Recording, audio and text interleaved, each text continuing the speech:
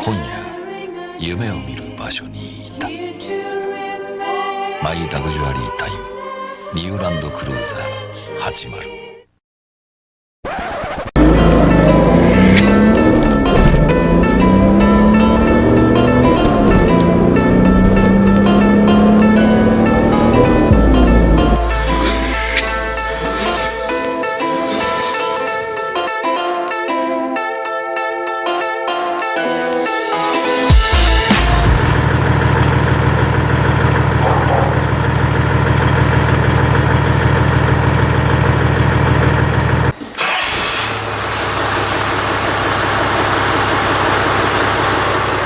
Now finally, of course, we have to discuss about the aftermarket scene for these things, which is a lot.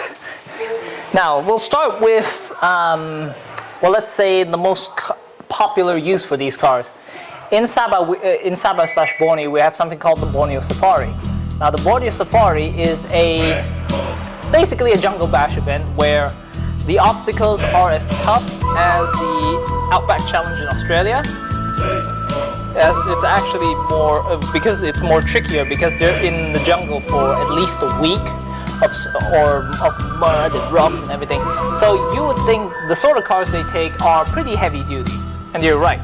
Now most of these competitors/tag-along cars normally change the axle from let's say a Hilux 3-liter diesel with a 1KD. Now that or a LN106 Hilux. Those are very common cars to see at the Borneo Safari. Now what they do is, because the 106 everybody knows has a front leaf spring or an A-arm like an LN112, they actually swap the 80 series coil springs into them. Ditto for the HZJ75, because the 75 uses a leaf spring, which in off-road situations isn't ideal because the spring hangers could catch or all sorts of havoc may occur. So if they're building the ultimate off-road car, they always swap 80 series axles into them, specifically the ones with K294. Yes, I know the Australians use GU Petrol rear diffs, but we stick to what we know, and the 80 series so far has been the strongest one out there. The only way someone's going to top an 80 series axle is of course using the Volvo C303.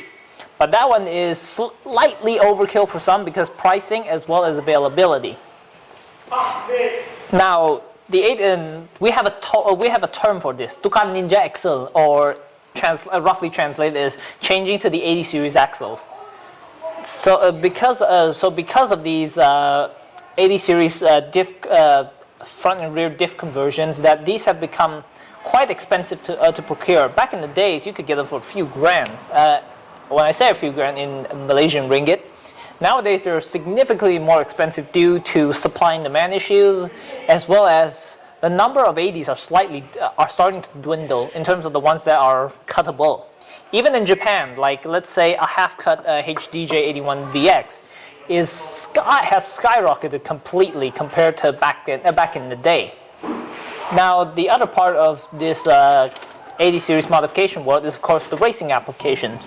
Now the 80 series was entered into the Dakar rally from 1990, and was quite successful. In fact, they won their class in 1995 or 96. I'm not too sure. There's actually an article on an old magazine I have lying around, which I'll throw up a picture of it here. They were quite successful, and the car they took was an HDJ81.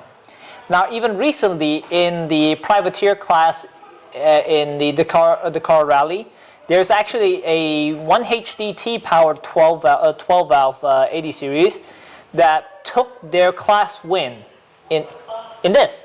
They didn't do any crazy mods to it, but it survived the Dakar rally.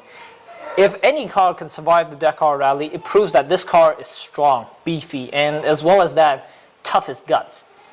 Now the other side of it is the engine. Now, as you may have noticed, if you're an 80 series 1HD FT fan, this car is not stock.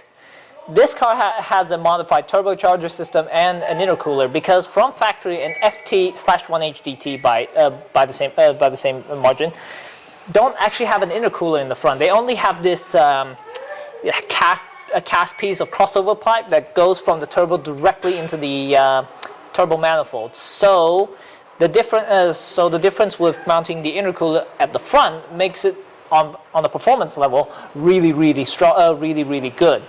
And these are actually quite undertuned from factory. These make 168 horsepower and make 380 newton meters at, I want to say 2400 RPM, 2600 RPM. They make decent power from factory, but these are actually what you call restricted because Toyota wanted absolute reliability. Because remember, back in the 90s, Toyota claim to fame is over-engineering everything. The 80 series is the definition of over-engineering everything. The axles, as I've said before, are over-engineered. The body, even though it doesn't rust like an 80, so these are more long-term are better as well as the drivetrain. Have you ever 1HDs, 1FZs, especially 1FZs can get up to a million miles if you service them with regular service intervals as well. 1HD FTs, I've seen them roll over the odometer from 999,999, which is almost a million kilometers over, back to zero as well. With nothing more than a few service changes, and that's about it. Obviously, they keep it conservative. Now to the tuning side of things, where on the internet nowadays, especially on Instagram in Australia, 1HD FTs have become the go-to for people who want to power up their 80s, especially the people who got them originally from the multi-valve turbos in the 80. They're actually getting some really good numbers from. They could get upwards of 250 with a light feather of the fuel pump and a pretty decent sized turbo, and 300 horsepower if you up the ante with more fuel rail work, as well as changing the nozzles as well.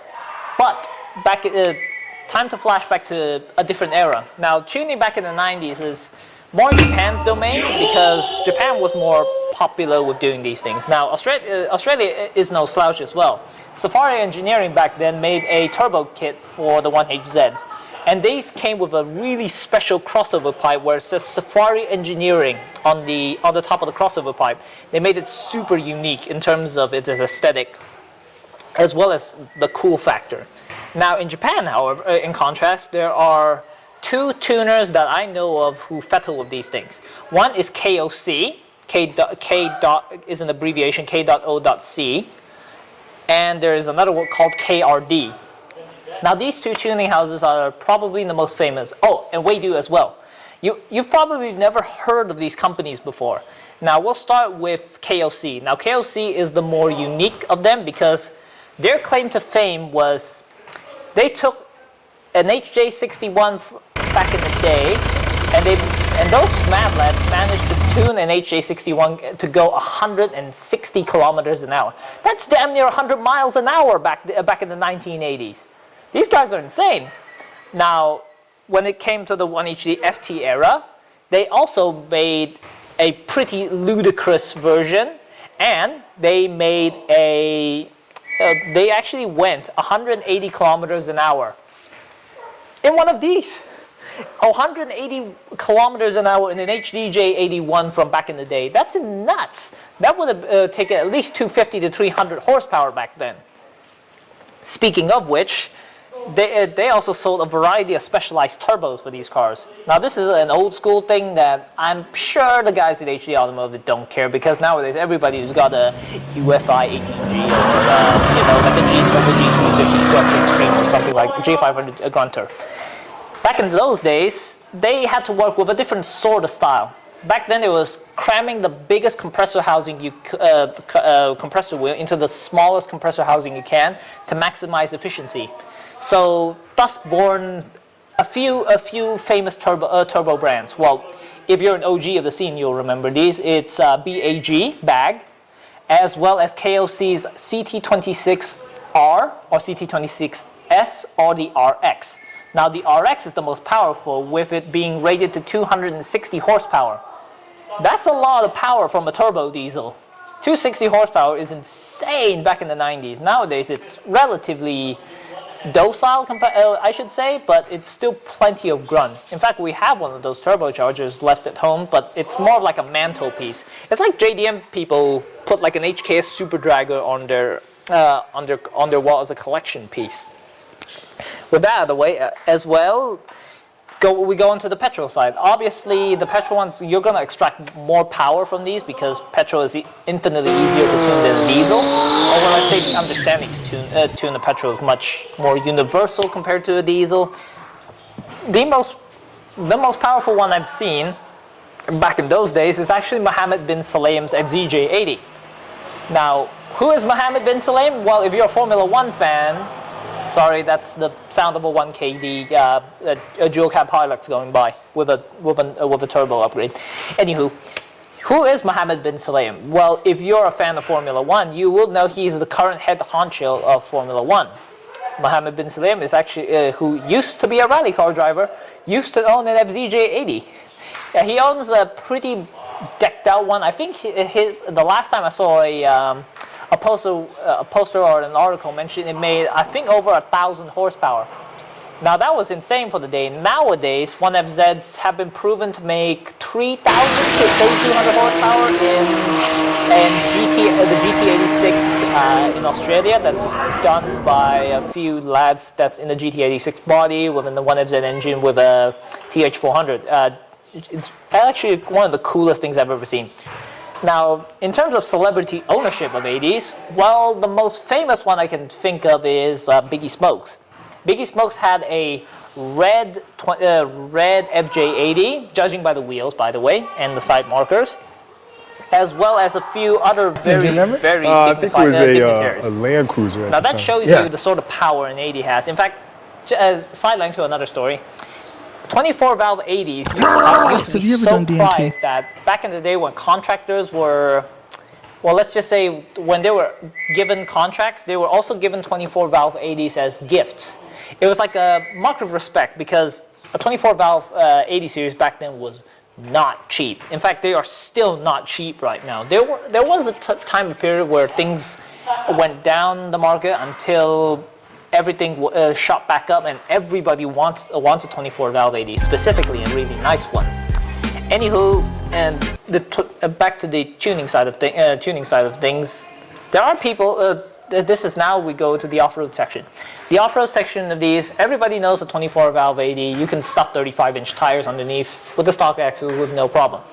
Look at this one. This one has 35s already.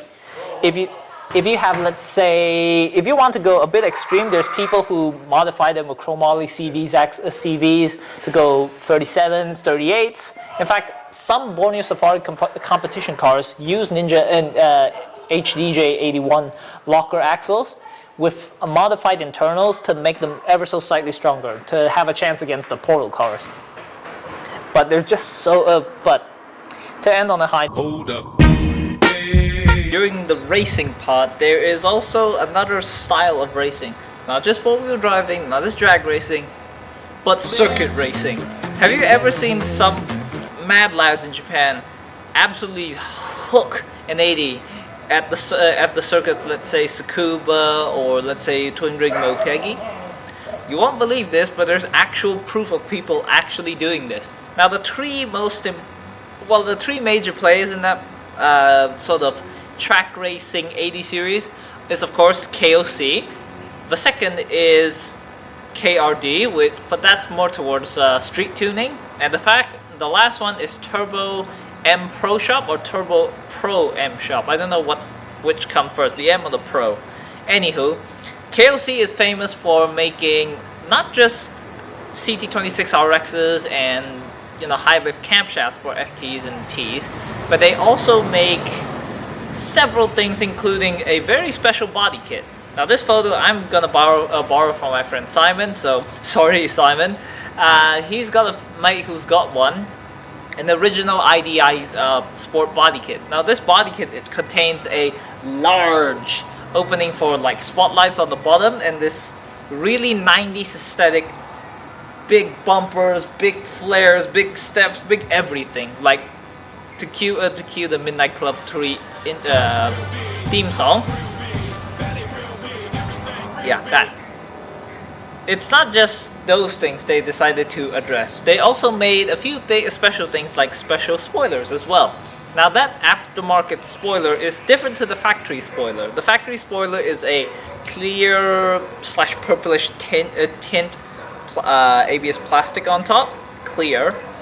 Whereas what they produce, or I think it's produced in conjunction with another brand, is a fixed piece that looks more like the one you would see on the 100 series. The later 100 series, mind I add. Now for the second company, KRD, they're more towards street tuning. I've seen some owners in Japan combine parts from KOC, KRD, and Turbo and Pro Shop to make their 80s squeeze a lot of power from them. Back in 2002, in fact, you could squeeze 365 horsepower. That's insane! Even today! It's could you imagine the scenes it caused back in the 90s and the 2000s? 365 horsepower is about the same power as you find in the current 300 series GR Sport. Now, moving away from that, onto the track racing side of things. Now, the two main competitors in this realm are, of course, KRD and Turbo Pro M Shop. Now, KRD has a white 80 series that they use for circuit racing. Now, their car is a HDT, 1HDT. I assume it's a 93 car, judging by the shifter. That means it's got an overdrive system. And the cool part is they retain four-wheel drive capability, which means it's still got a transfer box behind the A442. Now their competition, Turbo Pro M Shop, now their 80 is a little bit more distinguishable. Partly due to the yellow paint, and partly because seeing an 80 series being chucked around the bends of Tsukuba is absolutely the most insane thing you'll ever see. You know, time attack cars and everything belong at Tsukuba, but when you see like a big ass two and a bit ton 4-wheel drive just hucking it, chasing it, let's say a Miata or an S2000 through the corner, in between the corners, is insane. Now the mods done to both the white KOC 80 series and the Turbo Pro M Shop yellow car I will plan on doing a video, but you know, hopefully the subs is a good enough intention that I would probably make it. Enjoy the final part, which is part 7.